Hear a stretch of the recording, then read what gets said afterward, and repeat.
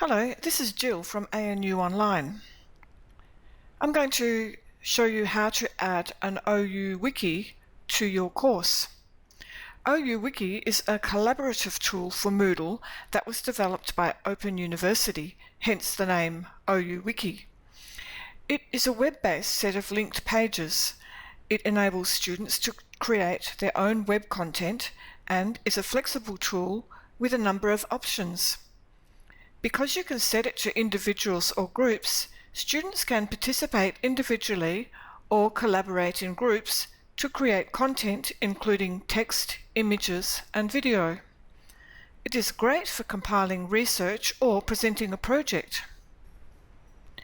To add OU Wiki, make sure editing is on, then choose Add an activity or resource, then choose OU Wiki from the list of activities. This will take you to some fields to complete. Give your wiki a name that will make sense to your students and provide a brief description.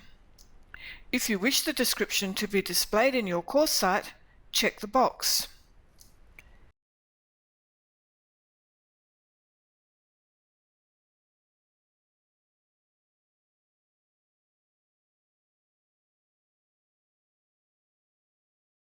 In Wiki settings, you have the option for creating a single wiki for the whole course where students can collaborate, or one wiki per group of students if you want students to work in groups, or a separate wiki for every user if you want this to be an individual activity. For this demonstration, we will choose single wiki for the course as this is the most straightforward. There are some separate instructions in a later module for the other types of wikis.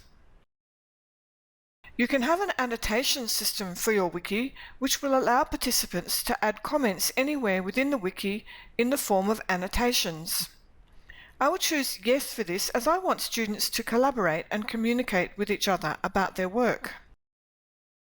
You can add a timeout limit for editing if you wish, however I will leave this as no timeout.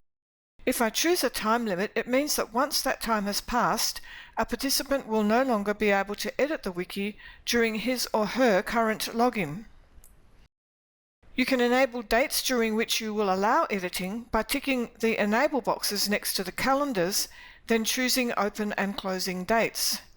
This might be useful if you wish the wiki to be an assessment with a deadline. I will leave the dates open as this is a formative assessment. If your department has already produced other wikis in Wattle, you can make these templates and upload them here to create your wiki structure. You can also save this wiki as a template once you have created it for future uses.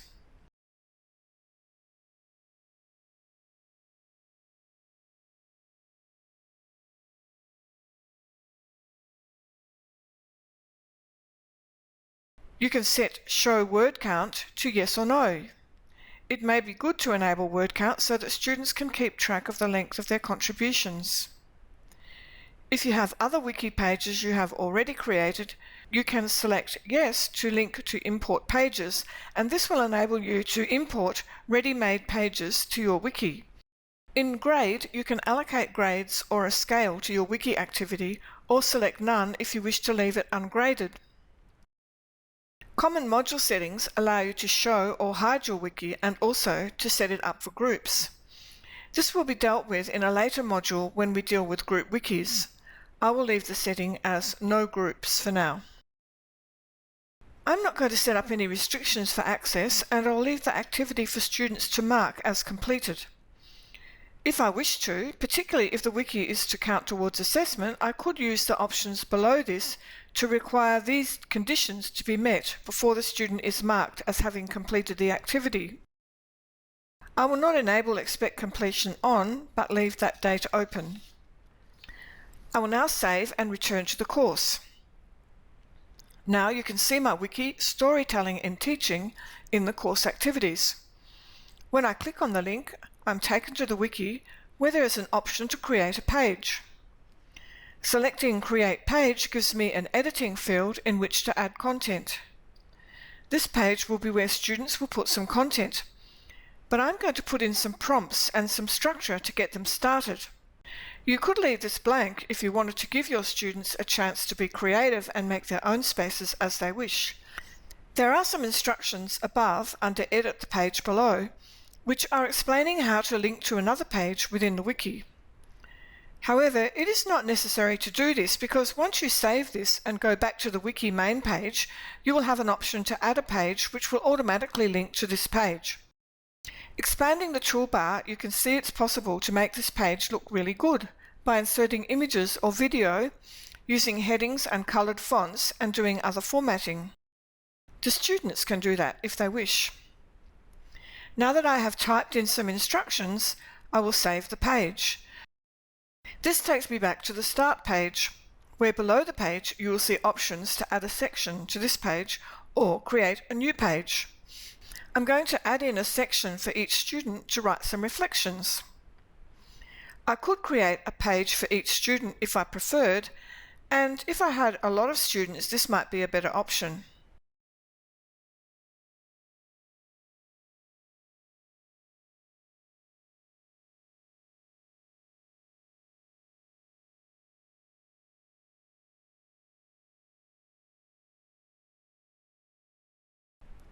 I am going to create a new page, and this will be where students share their research. So I will call it Research. I will type in a prompt here for the students. I could add an attachment with instructions or support materials if I wished. Students can also add documents here. To see all of the pages in my wiki, I can go to Wiki Index tab in the top right hand side. Here you can see the wiki with the 2 pages. Let's look quickly at the other 2 tabs. The first one is Wiki Changes, and by selecting this tab, I'm taken to a list of all the changes that I have made to the wiki with the details of dates and time. This is useful if you wish to track students' work. The next tab is Participation by User, where you will see all of your participants listed and any activity they have undertaken in the wiki. My students haven't accessed the wiki yet, so the only participant showing any activity is myself.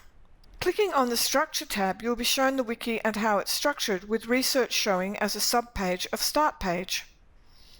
Unfortunately, you don't have the option of changing the title for Start Page, so it's probably a good idea to put in something there that is purely an introduction to the activity. These tabs are essentially just different views. So we'll go from the Structure view to the Alphabetical view, where, when I add other pages, they will all be listed in alphabetic order. The View Online view shows us what the wiki looks like as a web page. It is like a preview.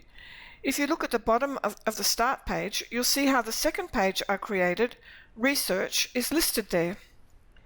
If I want to edit a page, I go back to the Start page and choose the Edit tab.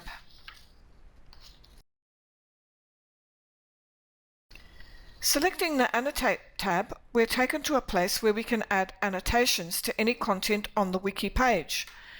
The instructions tell us to annotate by clicking one of the annotation markers, the small blue squares next to each word, and enter the text.